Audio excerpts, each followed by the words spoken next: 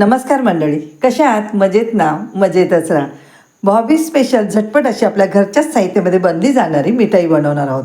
त्यासाठी 1 लिटर दूध, 250 ग्राम दुधाची पावडर थंड असताना मिक्स करून घ्यायचं. नंतर गॅस ऑन करायचा. 2 चमचे डेसिकेटेड कोकोनट, 2 चमचे काजू पावडर, चवीनुसार साखर, वेलदोडा पावडर, केशरयुक्त दूध आणि 1 चमचा तूप. मिश्रण सतत ढवळत आपल्याला घट्ट होईपर्यंत परतून घ्यायचं. गोळा तयार झाला की बाजूला ठेवायचं आहे. इथे 10 मिनटं लागली गोळा तयार व्हायला. आतमध्ये सारण भरण्यासाठी काजू, बदाम, पिस्ता खलबत्त्यामध्ये कुटून घेतलेला आहे. त्याच्यामध्येच वेलदोड्याची पावडर टाकायची.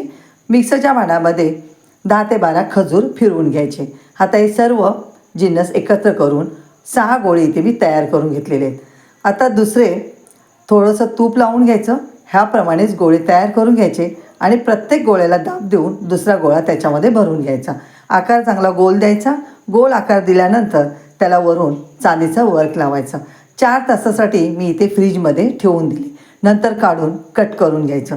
बघा, इथे बाहेरच्या मिठाईपेक्षा आपली घरची मिठाई जबरदस्त झालेली आहे. तुम्हाला जर व्हिडिओ आवडला तर लाईक करा.